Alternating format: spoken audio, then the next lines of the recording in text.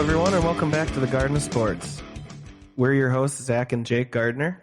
Hello, everyone. And this is our Week 8 Fantasy Hockey Breakdown episode. So we have some surprises of the week, we have some storylines, and some injury news, as always. There's just a ton of them. And then we talk about some buy low, sell high trade targets. Jake gives us his concerns about the week. He has a ton of those. And of course, we do some scoop 'em up. So thanks for tuning in today, everyone. We hope that we've been able to help you be well on your way to winning your league this season. So with that, let's jump into this week's episode. So we'll start it off with surprises of the week here. I gotta say, I'm still surprised every week when I look and see what Timo Meier is doing.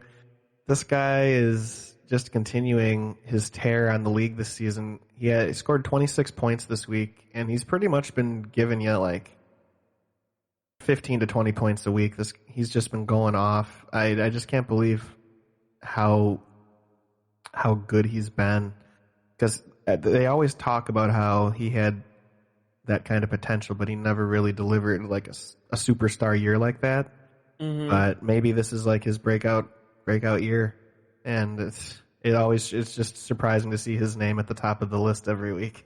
Mm-hmm. Yeah, and then another one that's just as shocking, Ryan Hartman continues his breakout year with 22 points this week. This guy is literally, at least there was hype around Timo Meier in years past. Ryan Hartman, he's normally like a fourth line guy on most teams. Like he's not really a guy you think is going to give you numbers, and he's all of a sudden he's looking like a top six forward, which I don't think anybody ever thought he could be. And it's just it's unsustainable. I don't trust it, but yet the numbers are there every week. So just surprising, but sometimes you got to get over the surprise and just get the guy in your teams and ask questions later, you know. Mm-hmm. And then old crazy eyes Brandon Tanev, in a banger league, this guy is super rosterable. He's one of the best players to have in a banger league, but he's just having another great year, getting all the hits, and he's over the last couple of years he's turned himself into a decent scoring player too. So still surprising though to see him doing so well. He's just a fun player. And then another surprise, Devin Taves. Not the Taves that I thought was going to be going off this season. He's just continuing his breakout year. He's looking insane. Can he keep it up? I think there's a chance that he can. I still don't think it's sustainable, and the numbers are going to fall down, but they're giving him the ice time. They have him on the power play with Cale Makar. He's going to get assists just by being out there on that power play. So, and he hits a lot too. He's a very physical guy. So he's kind of out there to like protect some of their star forwards, as well as he has some scoring upside himself. So, but it's just surprising to see these guys topping the lists. And then Trevor Zegras continuing his breakout year. We've been talking about him for the last few weeks now. He is definitely a player that should be more owned. I think this guy could turn out to be a hold. He's looking that good. And then Jesper Bratt, New Jersey Devils young forward. Similar to Timo Meier, there's a lot of hype around Jesper Bratt because Jesper Bratt had a really good rookie year, and since then has kind of struggled to get back to that kind of performance the last like 2 years. But this year, looking like he's getting back to that. He just is scoring every week. He's finally looking like he's living up to the hype that's always been around him.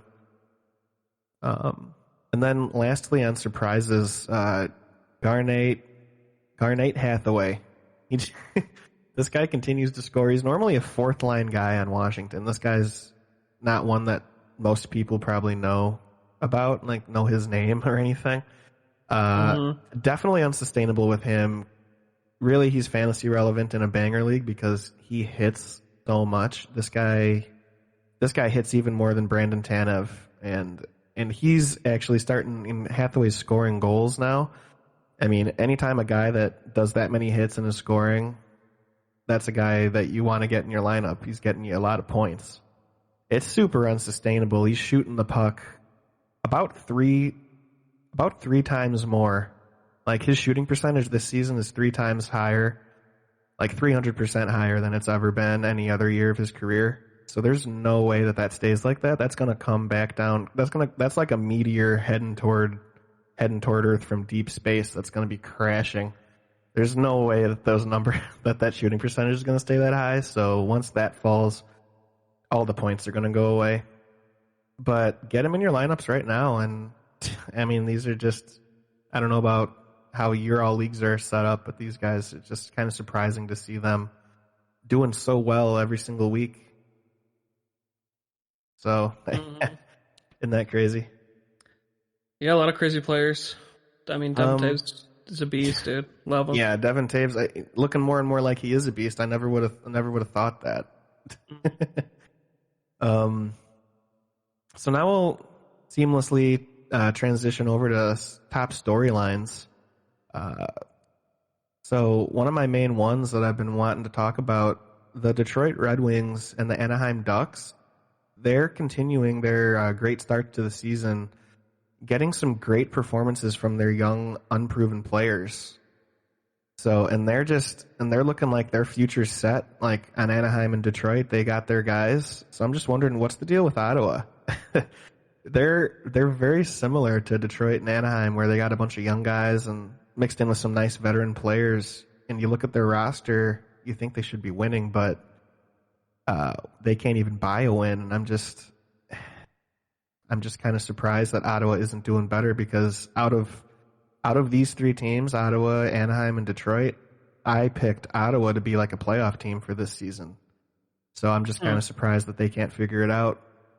But it's just one of those things. I guess you never know how it's going to go.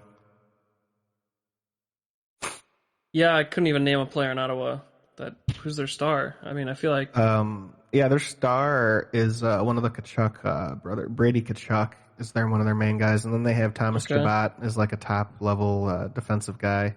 Okay. I think their main weakness is goaltending. Honestly, I think they have a lot worse goaltending than Anaheim and Detroit, but they have a team that can score with any team. Like, they have a lot of talented forwards. Like Drake Batherson's a very good young player. So they got some guys over there. I'm just kind of surprised that they've all been struggling. Mm-hmm. And then my next one, this is kind of big news for a lot of leagues. Evander Kane, he was waived by the Sharks this week and currently is in the minor leagues. And at this point, I think he's cleared waivers, so he's free. He's like a free agent now. He can sign with any team. And I'm just wondering, Jake, do you think he's going to get picked up by an NHL team out there and be a fantasy relevant player this season? I thought you said so. He's available. Like, the waiver period already passed, or no? Yeah, the waiver period passed for the NHL, so he's a free agent right now. Free grab. He can sign. Well, he's been a free grab in I think fantasy. It's barring injury. No, I know that. See, I feel like if somebody wanted him, they would already signed him, and maybe I know hockey, like, they're a lot more serious about the bullshit off the ice than other sports. They are very serious. So about I feel that. like nobody wants to deal with it, especially in hockey. Like in basketball, if somebody had pulled the same stuff, then somebody might have grabbed him already. But I still think that he's worth, if you have, because at least on ESPN, he's listed as out right now, even though he's not injured. Pick him up, throw him on your IR if you have an open spot, and just see what happens. At the very least, if nothing happens with it after like a month or two, just drop him. If you need to. But why not? Why not just pick him up and see if anybody grabs him, and then you're getting a guy that has, is a top 6 forward that can give you like a 4-point average. So just a free ad off the waivers. So now I'm going to move on to, in storylines, some players. There's been some some big names this week that have busted out of some slumps, and they're starting to starting to score like a lot of people thought they would because a lot of these players were very high drafted. So we'll start it off. Toivo Terevinen, he scored 3 goals this week. He's up to a 3.2 average. So that average has slowly been climbing up since his slow start. He's been playing a lot better, not just this last week, but he's been playing better the last couple of weeks. And he's on one of the best teams in the league in Carolina. He's getting second line, and he's getting power play time. I just feel like those numbers are gonna go nowhere but up. So, and it's good to see him busting out of that slump because he's normally averaging in the mid 3 points. He's normally a very fantasy relevant player. And then Mark Scheifele, I've been having him as a buy low for the last couple of weeks because this guy's way too talented of a forward. Historically, he's always like a top 20, top 30 player in the whole, fantasy league. So he had 4 points this week. He's finally getting up to the 3-point average, and he's going to shoot way over that. Eventually, I think he is going to get up to the 4-point average. So it's good to see him finally busting out of that slump. I've been thinking he would for the last couple of weeks. And then Sam Reinhardt, he scored 6 points this week. He's up to a 3 average. A lot of people drafted him because, he went from Buffalo to Florida, so people are thinking, oh, he's on a good team now, but, on Buffalo, he was like the main, getting all the ice time. And he was able to just do his thing. He had to fit, he has to find out where he fits more on Florida. So I figured that he was going to be a player that was going to have a slow start. But now he seems like he's starting to get used to playing on his new team and starting to see where he fits in the lineup, and it looks like he's going to start putting up some numbers now. Okay. And then Connor Garland had 4 points this week. He's back up to a 3 average. The Canucks are just a dumpster fire right now. Connor Garland had a very hot start, and then the last few weeks has been kind of non-existent. So it's good to see him get back up to finding that scoring touch. I think eventually the whole Canucks team is gonna figure it out because they got way too many talented players to be doing as bad as they are. But it's just Garland finally breaking out of that little slump he was in. And then lastly, I want to talk about Ryan Graves. He slowed down a little bit after his hot start, but he had 3 points this week, and he's getting a ton of ice time. I think he's like one of their main defensemen, especially Tony DeAngelo. Or no, I'm thinking of a different team. I think they're playing him on that top line with Dougie Hamilton. So he's getting a lot of ice time and he's starting to score. It's good to see him bust out of that slump. I think he's a player that is worth rostering. We'll be talking about him later. So those are some busted slumps. We'll move on to some injury news, and y'all can just buckle up for this because it's a very long list. I'm gonna try and fly through this. So I'm gonna start it off with some positive news because there's a ton of negative news on here. Kevin Hayes has returned from his injury, and he's gonna breathe some life into the Flyers' impotent offense. Definitely be trying to get him in your lineups if you can for the next week, whether you pick him up off waivers or you've been stashing him on IR. I think he's gonna have a good week over the next week. And Philadelphia does have 4 games, and they have an easy schedule, so I think there's a lot of points to be had for Kevin Hayes this next week. Brad Marchand. He is historically just a piece of shit. Not a player that I'm a fan of. A lot of hockey fans don't like Brad Marchand. Just a dirty player. He got a 3-game suspension for a slew foot on Monday, so he's been out, missed this whole week. Just doing stuff like that, trying to hurt players. I don't like that type of thing, and I'm glad the league's given him a suspension.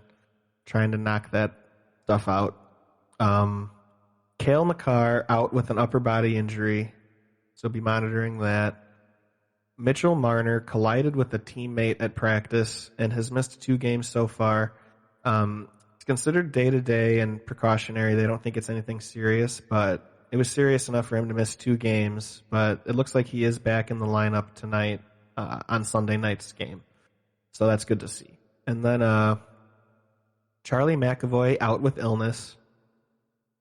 Andrei Svechnikov out with a finger injury, not considered serious.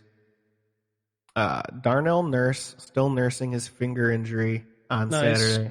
Nice. But he should be ready to go against the Kraken on Sunday. He's going to just nurse the team to victory. All right. Nikita Kucherov is back on the ice. I just wanted to throw that. That's kind of some big news, but the timeline hasn't changed according to the team, though. But, back on the ice, starts practicing, looking good. Maybe they see, he's ahead of schedule. Maybe he will be out there sooner. But as of right now, they have no new news on when he's going to be back. But good to see him on the ice, though, nonetheless.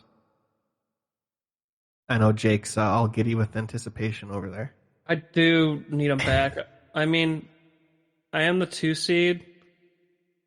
Luckily, I was able to pull out some wins without him. I thought it was going to be a lot harder. But for me to be able to win, especially against your team, some of the other top teams, I think I need him back. No, yeah, if he comes back for you before the playoffs and before the fantasy playoffs, and you have him for the whole playoff run, that definitely makes you one of the scariest teams, to be honest. But I'll worry about that at the time. I'm still gonna enjoy looking down on everybody at the top of the standings at this time. Oh my god! Okay. From my throne. Anyways, David, moving on. David Perrone still out with an upper body injury. Maybe return next week. I know he's not traveling with the team right now, but they expect him to. When they get back from their road trip next week, I think is when they're going to be bringing him back. He'll be with the team for their home stand. So I think that's kind of what they're looking at with David Perrone. Okay. So be monitoring that if you're a David Perrone owner. Get him in your lineups next week. And then Nicholas Backstrom, full participant at practice over this last week, so no more non-contact jersey. So probably within the next week or two, he'll be back. And that will just make Alexander Ovechkin's numbers go from very good to God mode. So, yeah, Alex Ovechkin's numbers will go even higher. You heard it here first. And then Tyler Bertuzzi out. He's in the COVID protocol. I don't think he's tested. So I think he did. Obviously, he tested positive. But even if he gets the 2 negative tests in a row now, he's still has to wait the full 10 days because he's not vaccinated. So because he's in the protocol, he's out for a week and a half. So that's hopefully you can put him on an IR spot if you have one. Patrick Laine has begun skating on his own this week, so maybe that means he's a couple weeks away from being back. And then this one's kind of huge because this guy is one of the biggest breakout players of the year so far. Nazem Kadri out with an undisclosed injury. I never like the undisclosed because those sometimes are usually more serious. So I'm hoping that it's something where he'll be back soon because Kadri is just on a tear this season. And then Jeff Petrie out with an upper body injury. Justin Falk in COVID protocol. Jordan Eberle day-to-day lower body injury. Brian Rust week to week with an upper body injury. John Klingberg day-to-day illness. Jared Spurgeon out with a lower body injury. Will join the Wild during next week's 4-game road trip. Joel Farabee week to week with an upper body injury. Jaden Schwartz day-to-day with a lower body. And this is kind of some big news. Ryan Getzlaf week to week with a lower body injury. He's not going to go on IR. So I feel like this, since he's not going to go on IR, I feel like this is like a 2-week injury with him. Kind of reading the tea leaves with how they're wording it. So I don't think it's anything crazy serious. So hopefully he'll be back soon and can Or I also hope that you were able to listen to us and sell him high and not have to worry about this right now. And then Josh Anderson, upper body, will miss 2 to 4 weeks. This one is something they want to make note of. If you don't already have Alex Tuck on your watch list, go and put Alex Tuck on your watch list and start getting some updates on how he's going, because he's started practicing with the team, still weeks away from returning. But once he returns, he's going to probably be their top line wing and be on the top power play and everything. He's going to be one of the best players they have on that team right now on Buffalo. So start getting the notification updates on Alex Tuck. Brendan Gallagher in COVID protocol. Anthony Duclair is day-to-day lower body. God. He will return soon. Adam Henrique exited Friday's game and did not return. So, we're starting to see when Anaheim was on this tear to start the year, and luckily now they're sustaining it, because when the old players started falling off, the young players are carrying them now. So there's been no transition at all. They're still scoring a lot. This is what we were worried about with Ryan Getzlaf and Adam Henrique, all the old guys that were carrying them the first 2 weeks, because they're all in their mid-30s. This stuff happens. There's injuries and everything, but because the Anaheim's young players are starting to carry them now, they're able to overcome some of this stuff. But it's just something to note that, we were worried about and kind of calling that stuff like this was going to happen a few weeks ago. And then Bowen Byram is in concussion protocol. And then lastly, Gustav Forsling, week to week with an undisclosed injury. So, yeah, that's a very long injury list. Hockey's just been crazy with the injuries this year. Yeah, it's just been, man, I don't know. It's like every sport now. I don't know. Yeah. I guess it's just now we're a lot closer to it. Maybe we weren't used to noticing it as much, analyzing every league, all the teams, It just seems like a lot. Yeah, I never really remember. Maybe I wasn't looking at it as much in years past, but I never remembered this many injuries always happen, and it just seems special to this season. Yeah, it's a curse. Cursed hockey. Now we'll move on to some buy low trade targets. I typed a few up here. Just some guys that I think you don't have to send crazy offers over. I think these are all very gettable guys, and guys that I think are very gettable that will help your team, maybe win a championship. I think these are guys that you could trade for now that could be season-long holds to get you some good points here. So I'll start it off. Toivo Terevinen, we mentioned him as a sort of busted slump guy this week. He started heating up. I would still be sending out offers for him this week, because he's at that point now where he was kind of doing nothing for a couple of weeks, and now he started scoring. So he hasn't been doing enough yet to really raise that average to where somebody I think would be unwilling to trade him. So this is that window where you can still send over an offer, not have to give up too much. So this is definitely a strict points league move, because he's really just an assists and goals guy. He's not going to get you hits, blocks, a ton of shots on goal even. So this is something that in a points league that you'll be making a move for. Okay. And then next, Mark Scheifele. We mentioned him in Slump Busters as well. Started a very slow start to the season. Surprising, because he's never a guy that has slumps like this. Still has a low average, even with the crazy good week that he had. Still a very low average fantasy wise from where he normally is.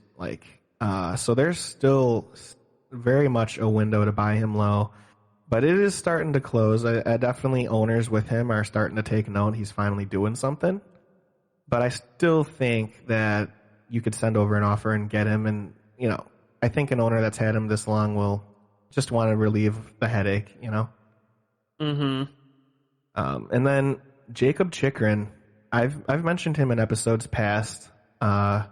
He's scoring a bit more now, still not anywhere near the pace that he's been the last couple of years. Definitely a very gettable guy who I definitely think will finish ranked higher than he currently is So definitely a move if you need some defensive depth. This is kind of like a low risk, high reward move that you could make. I don't think it would be crazy at all, or you could most likely don't even have to send over anything, just get him off your waivers. I still think though that he should be starting to get on people's radar. Okay. And then Brock Besser, probably one of the biggest surprises of this season as a whole, for at least for me, is because I've been pretty close to Brock Besser's numbers over his whole career. I think this is the start of his fourth or fifth season. I think this is the start of his fourth season, and I've owned him every year of his career. So I have a little more knowledge than most on Brock Besser just as a player.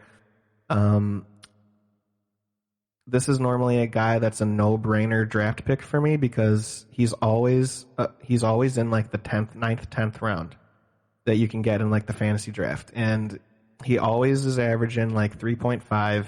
He's not one of those guys that just goes off and goes crazy like superstar level, but he's not one of those guys that ever does really bad either. He's just a very solid player that you can rely on. But except for 2021 NHL season, not at all like that this year. The Canucks are the Canucks are still struggling as a team, and honestly, Brock Besser, I don't think he's a guy that does well if he doesn't have good players around him. So when everybody else is struggling at the same time, he's not going to be the one to get that snowball starting to roll down the mountain and get everybody playing better. He's going to be the one to start benefiting once everybody else breaks out of their stuff. You know what I'm saying? He's not like going to be a catalyst to the Canucks starting to turn it around. Okay. But he has nowhere to go but up performance-wise. He'd definitely be an easy player to get. I think I would honestly accept a trade from just about anything. Because I think that really just about anything will be better than what Besser has given me so far. Gotcha. Okay. And next on my list, Martin Nietzsche. He's been getting dropped over the last few weeks, and he has potential to be a great young player, maybe even venture up into the superstar realm. He will break out of this current slump. He was a very promising looking prospect last season. He had a great finish to the year, so a lot of people were picking him for an easy breakout candidate this season, but it hasn't really been that way so far.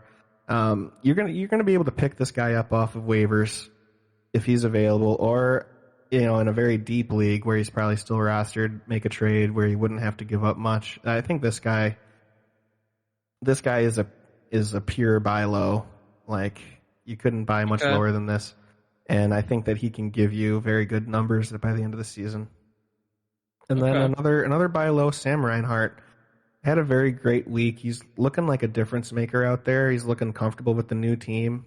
I think this one because he's been doing so good lately and he has that kind of name value with a lot of people, you would have to probably send over a decent offer to get him, but it's still a buy low from where he normally is. So I think just, try and get him if you can. I think he's starting to turn it around. Okay. Is there anybody that you might be thinking for buy low, Jake? No, I mean, you talked about last week. I was wondering about the guy in Vegas, the defenseman. Is he still a buy low? The Vegas defenseman. Yeah. I'm going to look at that right now. Blanking on his team. Or I'm blanking on his name, but we talked about him Shea last Theodore. week. Yeah. Theodore. Yep. Yeah, I think he's still a good buy low here. This week I was kind of going for like buy low kind of guys. Okay. So Shea Theodore is definitely still a buy low. You'd have to send over still a good offer because he's been doing decent, but not kind of where you expect him to be. So he's still considered buy low. That's a good one actually. I would like to bring him up. You could definitely be trying to send over offers now for Shea Theodore because he's the team overall is doing better now because they just got Pacioretty and Mark Stone back, like two of their best players on their offense back. So he's just going to benefit from that on the power play and everything. So his numbers are going to go up just because they're back on the ice now. So definitely be trying to send over offers for Shea Theodore. This is the time to get him. That's a really good one. Yeah, for sure. And then I'll move on to some sell highs now. Not as many. Why do you keep talking about my boy here, Pierre-Luc Dubois? So for sell highs, this is you keep this guy week to week on the fucking list. This is kind of a hard one because this week was kind of like just everybody kind of did what you expect. So it was kind of hard to fill out a list here of sell high players. So Quinn Hughes, my first kind of sell high guy. He's a great young player. He is still having a good season. He's got 20 points in 24 games. That's that's good. That's good for a forward, and he's a defenseman. So, but especially in a keeper league, maybe you can try and trade him right now for Darnell Nurse, who's been injured, and that's a clear upgrade over Quinn Hughes. So maybe always be looking, even with your good players, always be looking to improve. And if you how can't, long is Nurse out? He's actually going to be back this week. So okay. But that's why I'm offering, Quinn Hughes. He's a great defenseman. That would be a great trade. Oh, he is back, dude. Still make. Yeah, he's back. I think they were saying tonight or tomorrow, but I guess he's back today now. He's playing right now. Yeah. So just, see if you can make a trade, something like that. But if not, hold Quinn Hughes. Nothing wrong with that either. But just see what you can do. Try and buy up, I guess. Okay. And then next, this bum on Winnipeg, Pierre-Luc Dubois. Oh my God. No, he's not a bum, but he is having a great year and is still a great hold. So, but there is injury and slump history with this guy. He's an injury prone guy, or if he's not dealing with an injury, he's in a month-long slump. But then, I feel like you're trying to just get him off me, So if you can swing a deal for maybe a Mitch Marner or something similar for a more consistent guy, try and get it done, because I feel like Pierre-Luc Dubois, he's always the type of guy that does great in these kind of middle, kind of the dog day kind of weeks, in the middle of the season. But then once it gets to the fantasy playoff time, that's when he's always going to be in his slump or dealing with an injury or something. So this is just purely my bias here, really, because he is doing really well and would be fine as a hold most likely. But I'm always looking at guys like that to try and just look for something more consistent. Maybe you could even move off of him, and maybe you could even trade Pierre-Luc Dubois for this next guy we're going to talk about, Poopy Roopy Heinz. Oh my God! So Roopy Heinz is on an absolute tear now. He could be used to get top level guys. If you look at Roopy Heinz's stats, if you go on the fantasy app or the website, Jake, and look at Roopy Heinz, you'll just be like, whoa, those numbers are popping off the page. He could be used to get top level guys. Probably you could use Roopy Heinz and get anyone besides McDavid, Matthews, or Draisaitl. I think you could use him to get anybody else. If not, he's still a great hold as a young breakout superstar player. So, you don't really have anything to lose there. And then lastly, this is probably the best sell high I have on this list right now for this week is Matt Duchene. This guy screams sell high to me. This one sell high to actually help your team out for the future, because he was on an absolute tear and he's still performing well, but he went on that tear after Philip Forsberg got hurt, because they elevated him to all the ice time that Forsberg, that was available with Forsberg out and the power play and everything. But with Forsberg back now, the lines are different. Forsberg's getting more ice time and he's getting all the power play time. This is time to move off of Duchene. He's still scoring some points, so it's not like the numbers have completely fallen off where people will be like, oh, well, you're just trying to get rid of him. No, it still looks like he's a good player if you look at his numbers. So, I'd be trying to sell high this week for sure before, you see a whole week or two of, not a lot of points scored. Okay. One more, just because you were talking about him earlier. Devin Taves, are you still selling high? Oh, yes. yes, I forgot to mention Devin Taves. And I actually thought I wrote him down, but yeah, Devin Taves. Well, we already kind of said it, but we did say it, but we'll say it again. Yeah. Devin Taves, sell that guy high, sell him high. Okay. Yeah, I mean, we'll do. If you're in a league with a bunch of like noob players, maybe you could try and trade Devin Taves for Quinn Hughes right now. If you could get something like that done, that would be a great move. Yeah, I know a noob who has them, so I'm gonna offer it, I think. Oh, okay, cool. Yeah, see if that works.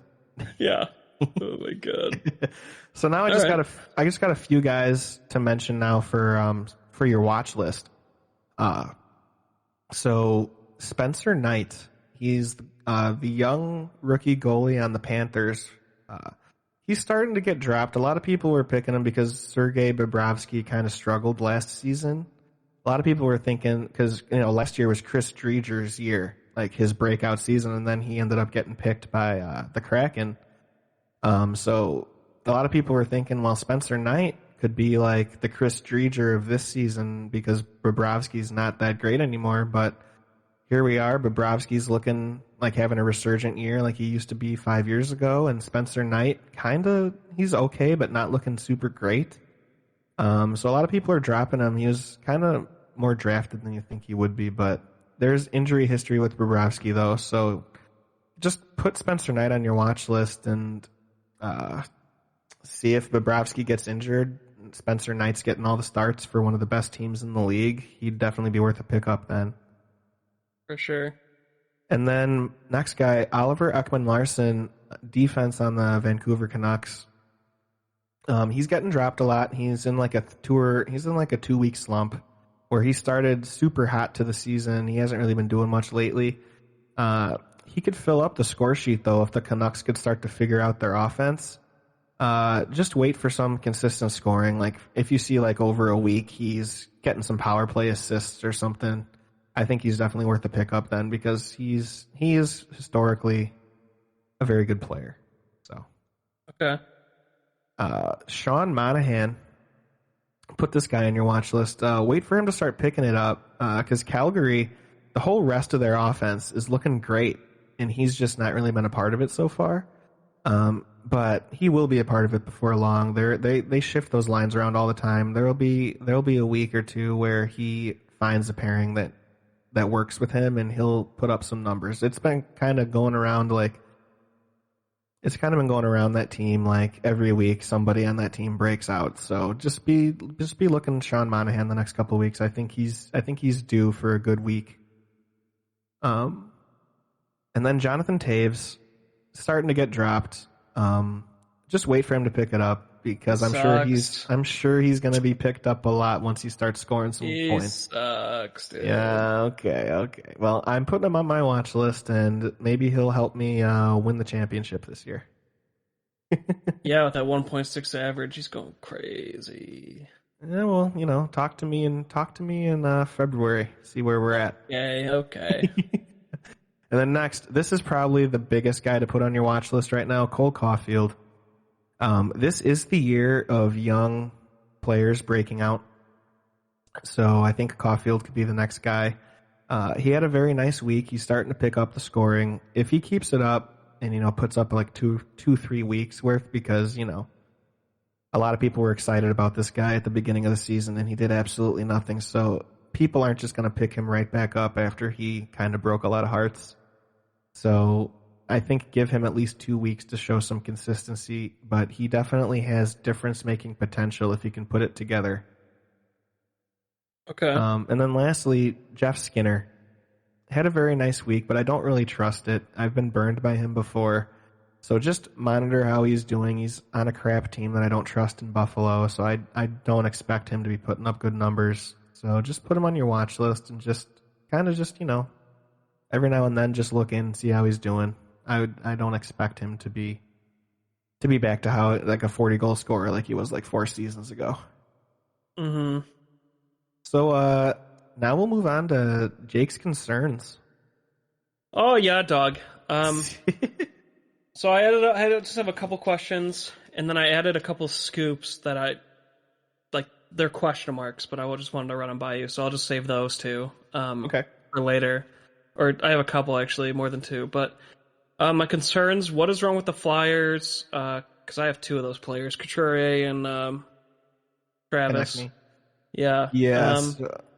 What do you think is just the team? I mean, right now they're losing 1-7 in the third period. I mean, Well, it's the Lightning, but come on.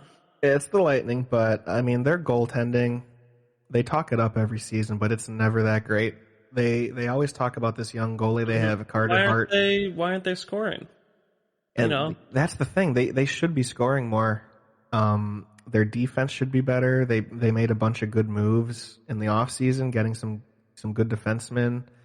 They made some good moves getting some offensive guys. I honestly I don't know what's going on with the Flyers. Just like it's turning into a month-long slump now. Yeah, they're honestly it's not only as weeks. It's not as bad, but they're looking like the Canucks, where everybody thought the Canucks were going to be good this year too. Like it's just kind of surprising. Well, and it's just like they have the talent. What the hell? Yeah, they do have the talent. That's the thing. I feel like they are going to be getting the scoring back in here anytime, but it's just kind of concerning for sure if you own a lot of these guys. Yeah, just two for me, but two of the bigger names on the team. Yeah, two of their best players. Traded for one. So, right. And then Jake Gonzal, he's been going off.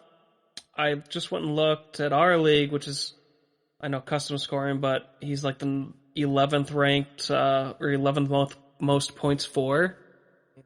Is he going to be like a top 10 finisher in the fantasy league or like in any league?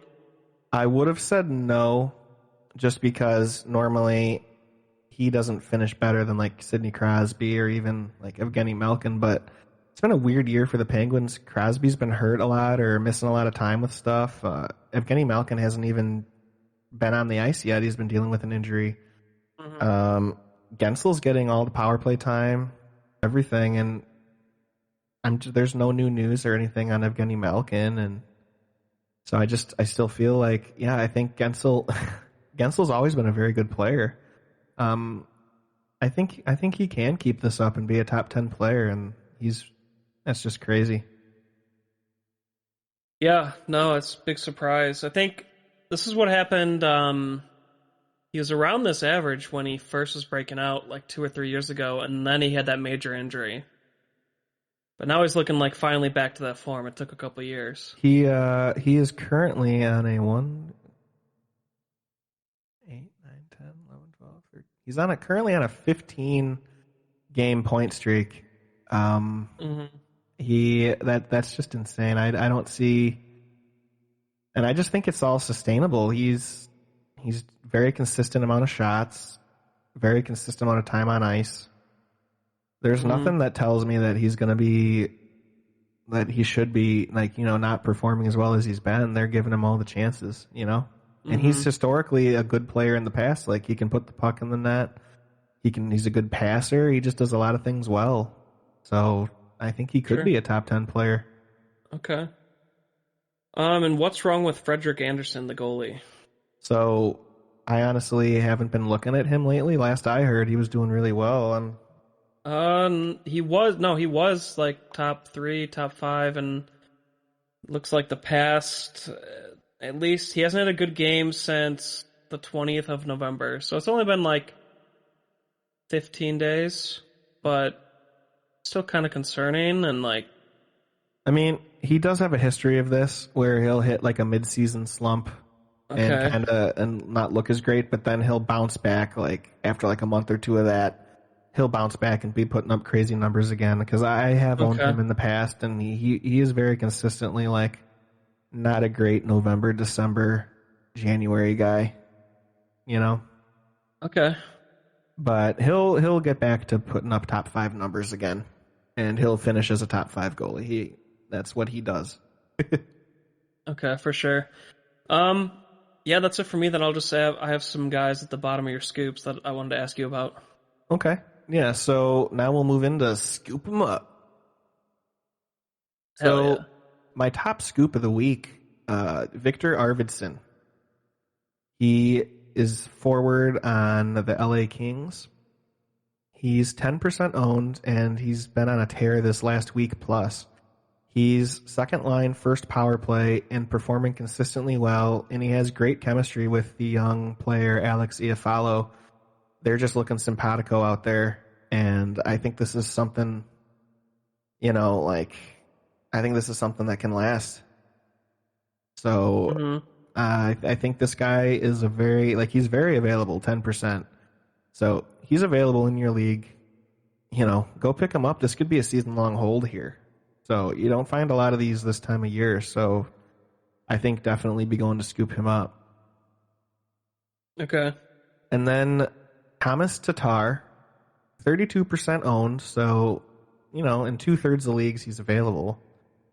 Still be going to pick him up. 3 points in 4 games this last week. He's worth a nice depth add or a streaming pickup. He's a guy that he scores in bunches, so there's a lot of slumps with Thomas Tatar, but when he's scoring, he's putting up really good numbers. So he's a guy that you want to be rostering when he's on like a point streak. Just ride it till it ends, and then he's always been a very good streaming option the last couple of years. Okay, gotcha. Then next, Michael Bunting. This might actually be my second option. I think Thomas Tatar might be my third option for this week. Michael Bunting, he's on the first line right now with this tonight. He's playing with Austin Matthews and Mitchell Marner. You want a piece of whoever is the third on that line. You always want a piece of that.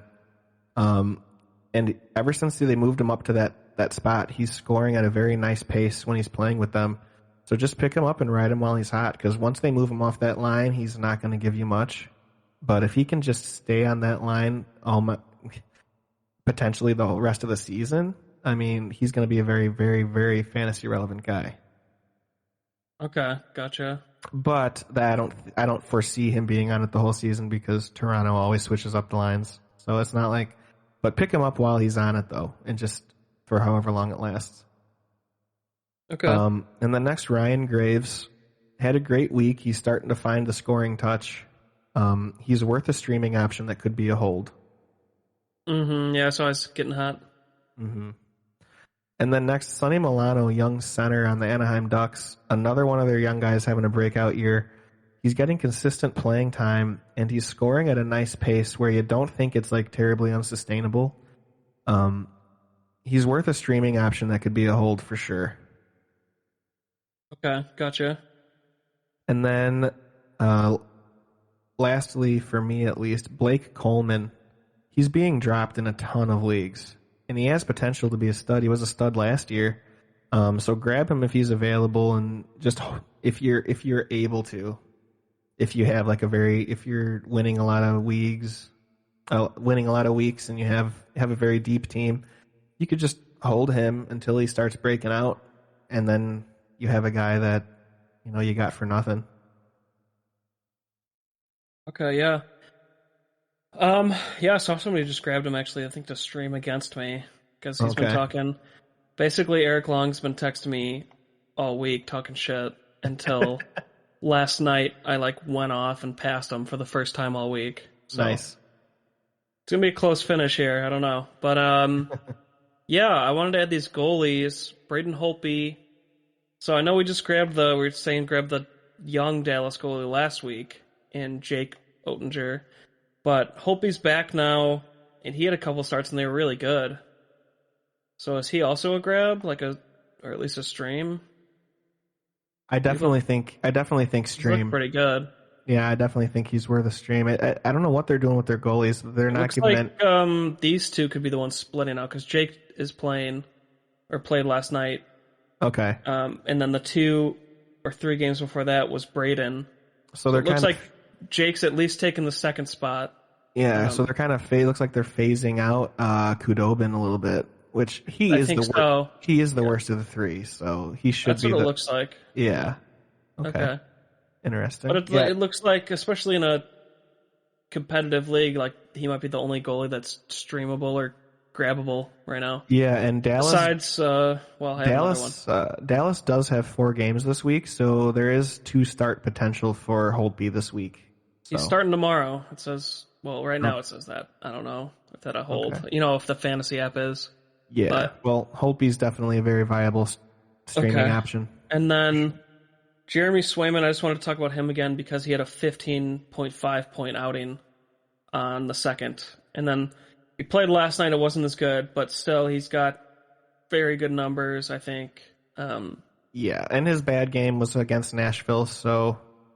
Or Tampa Bay. His good game was against Nashville. Good game was against Nashville, bad game against Tampa Bay. That's just usually how it goes against Tampa Bay, so... Yeah, but Jeremy Nashville's Swayman, a good team too. Yeah, they are. And Jeremy Swayman, this guy literally is my top streaming option for this year. Mm-hmm. He is a guy that nobody's going to own because he's the backup and not getting all the starts. But this guy is a guy that you can pick up on a Sunday when Boston is playing, and he'll get you very good numbers to win a week. Like, Jeremy Swayman is my favorite guy for that this year. Okay. Gotcha. And then I was just looking at, like, who other people are grabbing, like the percent, raise, the plus. Right. And 10.7% raise in this guy, Vladislav, you might say it better. Yeah, Vladislav Gavrikov. Yeah, he's been being grabbed a lot. Yeah. So is there a reason, do you think, for that? I'll let the peasants add Gavrikov. Okay. You're not gonna get his best scoring weeks are behind him. He's not a guy that ever scores. Okay. I don't hits then. I mean, he's got a 3.4 average on the year. No, yeah, he gets a lot of hits, and that's his thing. But usually that's all he does and doesn't score at all. Yeah. So last week was his best week. Yeah, last week was his best week, and I'm not buying that he's gonna score. One guy, you already brought up Michael Bunting, who's the second most grabbed in our league, but Ryan Johansson is up 8% on Nashville as a forward. Is he serviceable, or, I mean, he's getting a bunch of assists. Yeah, so I think Ryan Johansson is a very great streaming option right now, like if you need points toward the end of the week. Okay. Because he's getting assists. He's on, I'm pretty sure he's on the line with Philip Forsberg. So okay. I definitely think that he's definitely a very good streaming option. I don't know about holding. But yeah, he's looking very solid. I don't know if I'd want to hold him, but I think he's definitely a guy who can stream and get you some points at like the end of a week. Okay. All right. Yeah, that's it for me. Okay. And then we'll just wrap it up here with some of the best schedules this week for streaming. This is really rare in hockey. Anaheim has a 5-game week this week, so they have 2 back-to-backs with a game in the middle. Be picking up. That's why I have Sonny Milano and Scoop 'em Up. I mean, I think this is the week to pick up some of those young guys because they got 5 games. So I think there's a lot of points to be had this week from Anaheim.